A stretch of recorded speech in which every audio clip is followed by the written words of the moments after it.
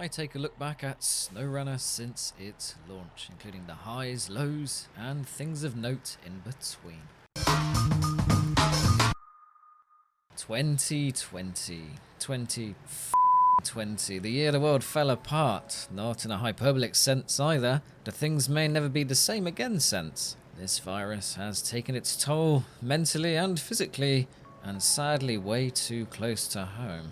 It's kind of fortunate then that Saber Interactive and Focus Home delivered us a diamond in the rough, a peanut in the, Family Channel. I am of course referring to SnowRunner, a game where you drive from A to B, which sounds monumentally dull, and yet here we all are. I mean, the premise was good enough for Death Stranding, minus the wheels. Anyway, back in April I remember getting an email about this game from SnowRunner's PR company, offering a code, which I took and then tried to enjoy. I actually very nearly stopped playing, as it seemed dull and frustrating. Obviously, I didn't.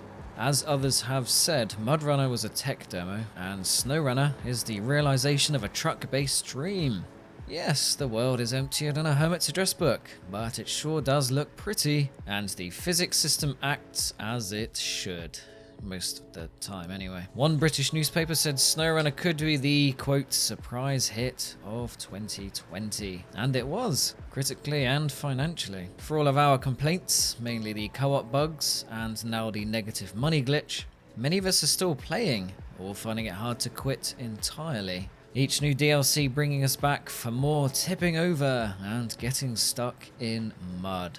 What was once a fleet of 40-odd trucks and 11 open-world maps, SnowRunner's fleet now includes the Chevrolet Apache, Western Star 49X, TUZ-16 Actaeon, TUZ-108 Warthog, Ford F750, Cat TH-357 Telehandler, Cat 770G, and the KRS-58 Bandit, and anything else I've forgotten. As for the maps, we saw Lake Cove added, complete with its beautiful Aurora Borealis night skies, and with it a flatter, more icy change of pace. The approach here to succeed was different enough to feel fresh, and help keep the SnowRunner convoy moving. It was of course the antithesis of Amandra, which came next, the also Russian map designed to infuriate apparently. Trailer store annoyingly far from the garage, said garage painfully challenging to unlock, infuriatingly deep snow that made every truck crawl along, deadly boulders, I could go on. Yet, despite Amandra's penchant for cheap difficulty tricks, it was at least different enough from Lake Cove, and some of us enjoyed its challenges. No, really. Ice road trucking can be hellishly taxing in real life, and this was SnowRunner's love letter to that, for better and for worse. I think it was at this point we lost players, which is a shame as Phase 1 was preceded by the brilliant Phase 2. Canada's Big Salmon Peak and flooded foothills both offering enough variation in terrain and tasks to be enthralling and challenging in a good way. Plus we got some of the most beautiful and varied scenery. It also marked the end of a lot of small trucks. Yes, some were disappointed by the Cat 770G, SnowRunner's largest truck as it stands, saying it's largely useless. However, it did at least offer something new, and who didn't have this as a toy when growing up? We also got a telehandler in the form of the TH-357 from Cat, which originally came with the same control system as cranes. However, the developers rectified this to ensure we could more easily play Robot Wars on the top of buildings like the mature adults we all are. I still wish I had done my SnowRunner Olympics co-op event, maybe next year. Who could also forget the KRS-58 Bandit and its 8 Tega wheels of unpredictability? This freebie given to those who bought the DLC or Season Pass can rock it with the best of them, providing he managed to keep it upright. SnowRunner was of course not without its share of controversy. The developer, for example, made the mistake of saying there would never be any paid DLC, before charging a few quid for the 6-wheeled Chevrolet Apache. This was 2020's flaming torch and pitchfork moment, and so I made a sarcastic video. This was despite the fact many people had already bought the thirsty and speedy Naughty Star 5000 MV. Unless you play on PC, in which case Epic is still not letting you. The use of the Epic Games Store over Steam, a controversy in itself. With SnowRunner Town still burning after the Chevrolet Apache backlash, it was lucky that the Phase 2 Yukon maps were good enough to divert the attention of the angry mob. This allowed the Western Star 49X and its limp retractable wheel to roll into town relatively unharmed. Arguably a bigger theme, and almost as angry, was of course to do with console mods. If I had £1 for every time I was asked when the release date was coming, I would be trundling off into the sunset in my real-life Tiger King truck and next to the real-life Pan Am from Cyberpunk 2077. I guess that would be Tristan Mays. Turns out most of us got the dates completely wrong, but a Phase 2 release was still better than nothing, mainly because it was a moment that renewed trust in the developer and publisher, having never received console mods in MudRunner.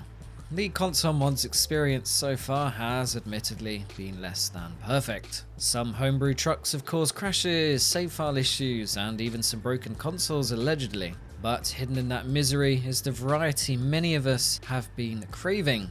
Enough to keep us going, I would say, until Milton Keynes Runner comes out. Having made 64 SnowRunner videos, I can safely say I've had my money's worth in 2020. And hopefully you guys and girls have too. Not only has it helped keep us sane during probably the worst year that I've ever known anyway, it's helped my YouTube channel head towards 20,000 subscribers. So I owe a big thank you to those who have watched, liked, subscribed, donated money, and put up with way too many puns and bad jokes over the last 12 months. Without you lot, I would not be able to try and make my YouTube dream a reality. Now, before I go eat too many mince pies and get diabetes, I just want to wish you all a very Merry Christmas, or as merry as is possible this year, or just enjoy whatever it is you celebrate instead. Here's to a hopefully less Amandra-esque 2021. I mean, how much worse could it be? Famous last words. Anyway, I'll be answering questions about my SnowRunner year in the comments if anyone cares. Favourite videos to make, best and worst moments, favourite truck. Ask whatever you want. And let me know your own SnowRunner highs and lows. Stay safe and keep eating those vegetables. I'll see you in the next video. Take care. Bye.